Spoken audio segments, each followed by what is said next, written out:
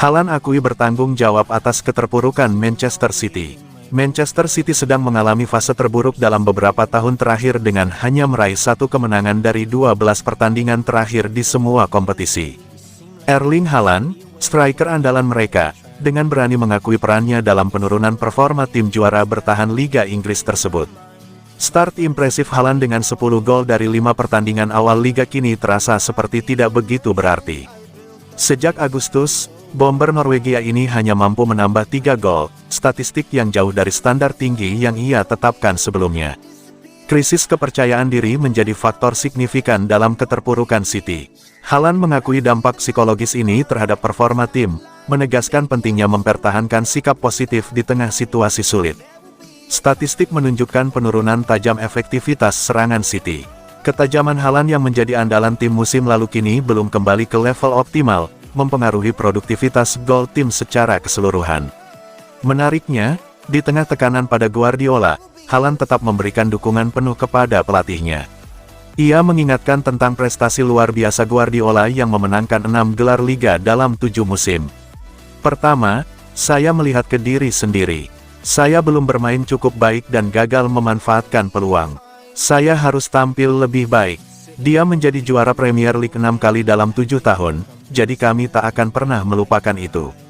Dia akan menemukan solusi. Dia sudah melakukan itu di setiap tahun. Kami masih yakin padanya, kami harus bekerja lebih keras dibandingkan sebelumnya sekarang.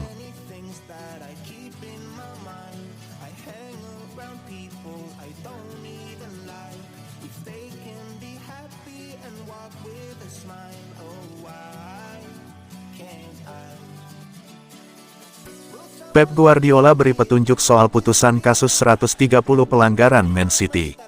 Manajer Man City, Pep Guardiola, memberikan isyarat mengenai jangka waktu putusan atas 130 pelanggaran aturan financial fair play yang dituduhkan kepada klubnya. Sidang kasus ini, yang berlangsung hampir 3 bulan, selesai pada awal Desember, tetapi hasilnya mungkin baru diketahui beberapa bulan mendatang.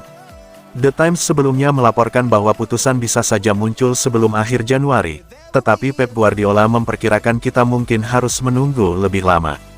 Dalam konferensi pers menjelang pertandingan Man City melawan Aston Villa, Guardiola ditanya apakah tuduhan tersebut akan mempengaruhi rencana transfer klub pada Januari. Saya tidak tahu, itu akan terjadi di musim dingin. Saya tidak tahu apa yang akan terjadi. Saya tahu masyarakat mengharapkan itu, tetapi saya tidak tahu. Pada bulan Februari, Maret, mungkin akan ada vonis. Kita lihat saja nanti. Panel yang terdiri dari 3 anggota kini tengah mempertimbangkan putusan mereka. Namun, dengan jumlah pelanggaran yang dituduhkan dan kompleksitas kasus, tidak ada batas waktu yang pasti. Guardiola mengakui bahwa proses ini mungkin berlarut-larut hingga tahun 2025, karena banding kemungkinan besar akan diajukan setelah keputusan awal diumumkan.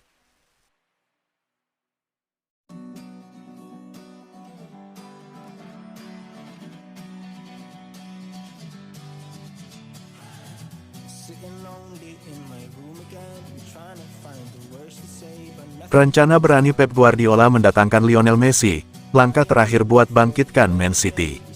Man City saat ini sedang berada dalam performa yang jauh dari standar tinggi yang biasanya mereka tunjukkan di bawah asuhan Pep Guardiola. Setelah serangkaian hasil mengecewakan, laporan terbaru mengindikasikan bahwa Guardiola mempertimbangkan solusi yang luar biasa mendatangkan Lionel Messi ke Premier League dengan status pinjaman selama 6 bulan. Reuni sensasional antara pemain legendaris ini dan mantan manajernya dianggap dapat mengisi kekosongan kepemimpinan yang ditinggalkan Rodri serta menghidupkan kembali musim Man City yang sedang terpuruk. Menurut laporan dari surat kabar Italia, Tuttosport, Guardiola melihat Messi sebagai sosok pemimpin yang dapat menstabilkan tim dan menginspirasi performa luar biasa di paruh kedua musim ini. Kendati Man City baru memperkuat lini pertahanan mereka, fokus Guardiola kini beralih ke lini serang. Manajer asal Spanyol tersebut tampaknya puas dengan Ilkay Gundogan, yang sementara menggantikan peran Rodri, tetapi merasa timnya membutuhkan pemain yang bisa menyuntikkan kreativitas dan semangat juang. Laporan tersebut juga mengungkapkan bahwa satu di antara pemilik Inter Miami, David Beckham, kemungkinan tidak akan menghalangi kepindahan Messi dengan status pinjaman ke Man City. Langkah ini bisa menjadi tantangan baru bagi Messi, sekaligus memberikan Guardiola pemain dengan kemampuan kepemimpinan dan kreativitas yang sangat dibutuhkan timnya.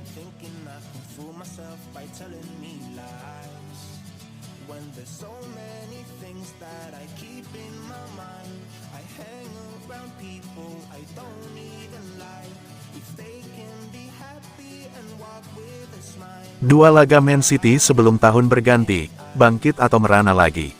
Aston Villa adalah tim paling anyar yang bikin merana Manchester City. Sebelum tahun 2024 habis, Man City masih punya dua laga lagi. Man City tunduk 2-1 ketika berhadapan dengan Aston Villa, Sabtu tanggal 21 Desember tahun 2024 di partai Liga Inggris. Itu menjadi hasil buruk teranyar yang dialami skuad Pep Guardiola.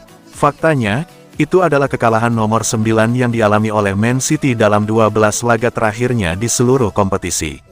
Dalam periode itu The Citizens juga cuma bikin 14 gol dan sebaliknya 27 kali bobol. Dalam periode yang sama hasil di markas Aston Villa itu juga membuat Man City sudah tanpa kemenangan di dalam 8 pertandingan tandangnya, dengan 7 diantaranya berakhir dengan kekalahan. Situasi itu pun turut berimbas pada posisi Man City di papan klasemen Liga Inggris. Dari sebelumnya bersaing di 2 besar, Man City perlahan-lahan sudah keluar dari 5 besar.